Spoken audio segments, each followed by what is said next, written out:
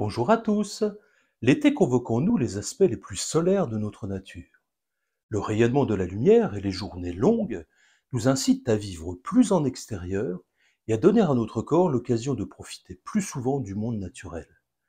Les rencontres qui sont ainsi facilitées se multiplient et c'est souvent l'occasion de retrouvailles festives lors de soirées prolongées. Tout nous porte plus simplement à la joie et à la bonne humeur, et il est plus aisé de rester positif face aux contrariétés de l'existence et à ses contraintes.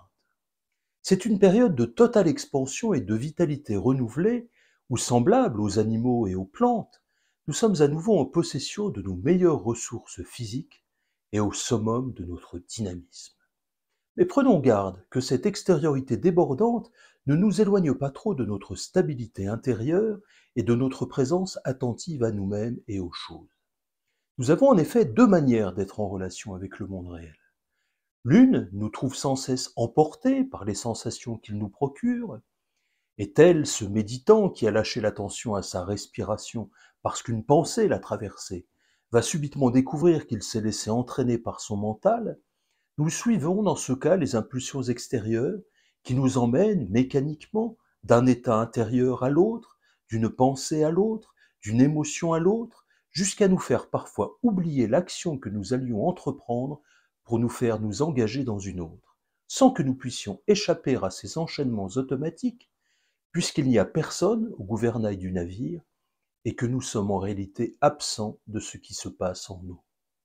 Jusqu'au moment où nous allons nous réveiller, si quelque chose d'inattendu vient choquer cette trajectoire ensommeillée, et nous remontons alors à bord pour reprendre quelque temps les commandes, c'est-à-dire être attentifs et présents à nous-mêmes.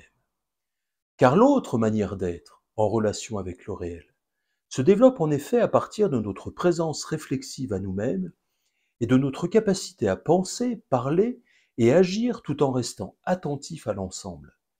C'est cette présence qui donne un goût particulier à l'existence, nous permet de découvrir notre vrai fonctionnement et d'apprendre de tout ce que nous vivons, ce qui nous est nécessaire pour accomplir nos potentiels spirituels.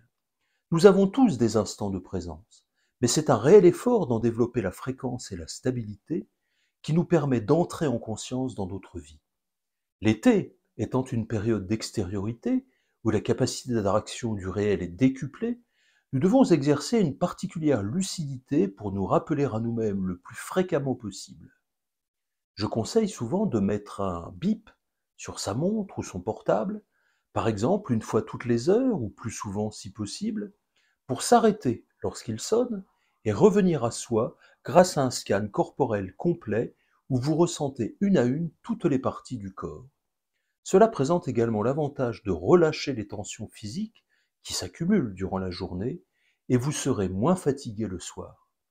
Par ailleurs, plus vous serez fréquemment présents à vous-même, plus il vous sera possible de devenir conscient de toute la richesse énergétique de cette belle période de l'été et de la métaboliser dans les différentes dimensions de votre être.